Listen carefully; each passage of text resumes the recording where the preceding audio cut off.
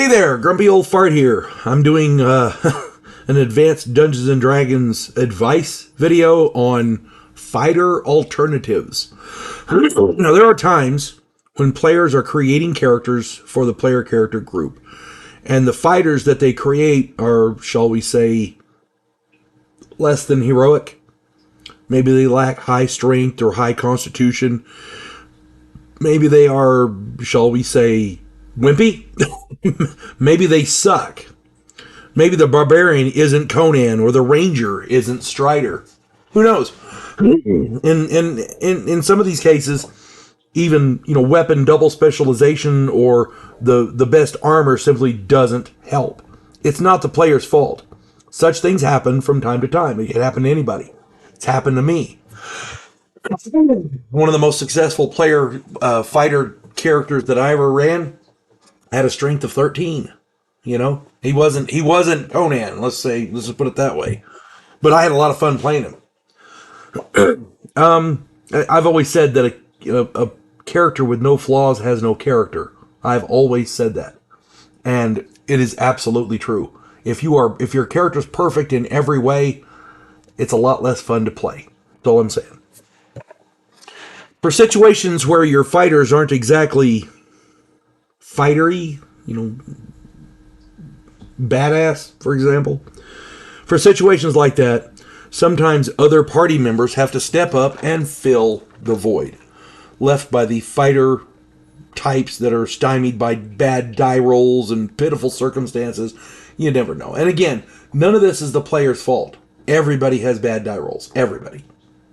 Especially me with a one on my savings throw the other day. Yeah. Total party kill. Clerics can wear armor and use heavy weapons. Their to hit charts are the second best to fighters. Many of their spells are good to use before, during, and after combat. Remember, clerics are the healers. Druids can wear non-metal armor and can use a variety of different weapons. Given time to prepare before combat, they can be a real asset during combat. A lot of the druid spells, you don't want to try to cast them during combat because they take forever. That's all I'm saying. But if they have time to prepare beforehand, druids can be badass. After combat, druids' healing spells can really make a significant contribution. So, clerics aren't just healers. Druids aren't just healers. There was a guy who told me years ago that the reason magic users can't wear armor is because the metal interferes with their spells. And that is not true. Because if that was the case, they could wear leather. But that's not the case. Magic users and illusionists can't wear armor at all. It's the druids who can't wear metal armor. They can wear other kinds of armor, but not metal armor. That's as per the book, by the way. Magic users, while lacking in armor and heavy weapons, wizards casting from the back row can do some significant damage. Check out my videos on precast spells and spell choices. Plus, darts from a distance do not suck.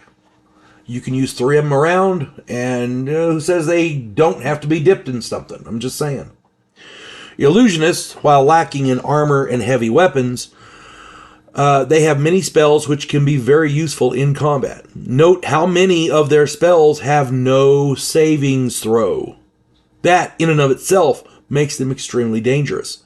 And anyone who discounts phantasmal force spells in combat is a complete moron. Plus, illusionists have darts. So, I'm a big fan of darts.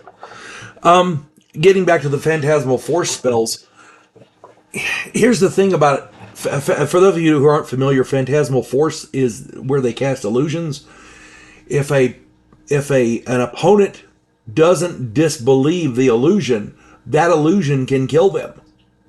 So as long as the illusion is relatively believable, it's possible that they can cast spells that can go and kill people. It's crazy. People discount illusionists because their spells don't seem extremely effective until you take into account Phantasmal Force. And improved Phantasmal Force is even better. I'm just saying.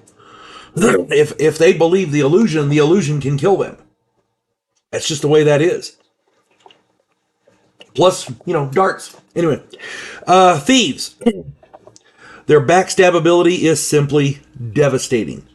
Anytime they can hit and run only to return from the shadows to backstab again is pure symphony. It is absolutely wonderful. Barring that, their high dexterity makes them excellent with missile weapons. So your thief in the group can jump out of the shadows, stab, backstab, do a good damage, and then retreat into the shadows and disappear. Then he can start using his bow from the shadows. If he doesn't get another backstab opportunity, for example, if the battle moves away and he doesn't want to leave the shadows, the safety of the shadows, because if they can't see him, they can't hit him. They won't attack him if they can't see him. You see what I'm saying? If they know he's there, they can, use a fireball or, something, throw fire in there to force him out. But my point is, if they don't know where he is in the shadows, they can't really go and attack him. So for a thief, the darkness is his invisibility, or at least it's a good form of it. Very akin to it. And he, because he's using a bow from the darkness doesn't dispel like an invisibility spell will. With invisibility, if you're invisible and you shoot a bow at somebody, if you try to attack somebody, you become visible. Well, in this, if he's hiding in the shadows, arrows coming out of the shadows they're just arrows coming out of the shadows. You can do that all day long. And the darkness doesn't go away. You see what I'm saying? And having a high dexterity, which thieves generally do, then makes them pretty good with missile weapons. That's all I'm saying. Assassins are very, very similar. Everything that makes thieves good fighters applies to assassins. However, assassins also have the assassination tables, which gives them roughly a 50-50 chance to kill their victims outright, regardless of how many hit points they have.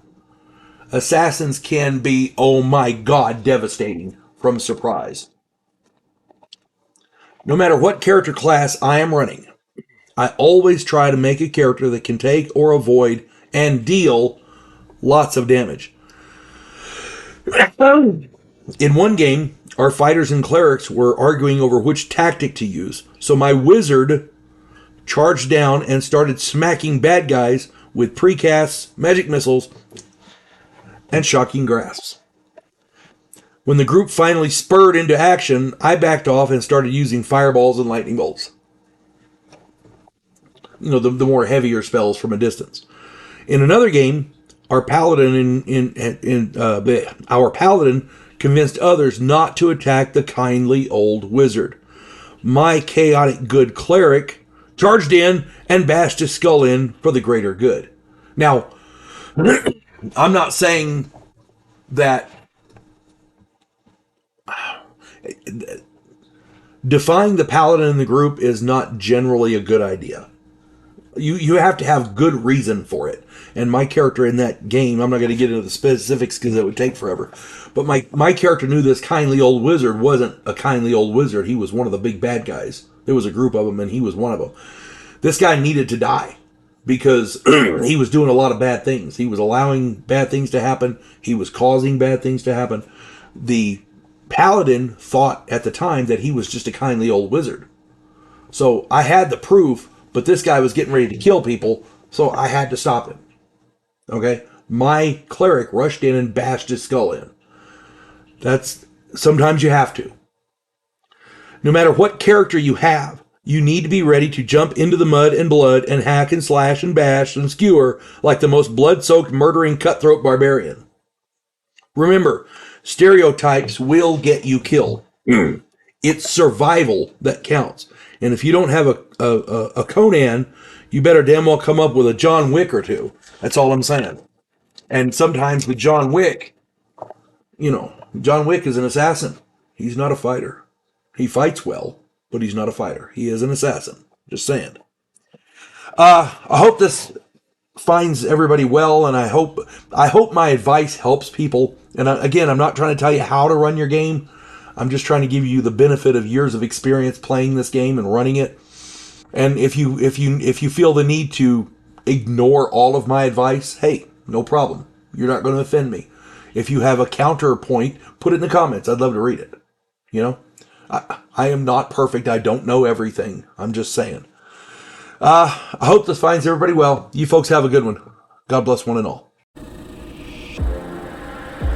Devo Poland, a scientific representative of a pacifist race called the Gandhiri, is sent away as an exchange officer. His objective, to learn the one skill his species never developed, to fight. And he's sent to learn that skill from the one species who does it better than any other in the galaxy, humans. If you like science fiction with an upbeat military tone, check out my novel, Vanguard One.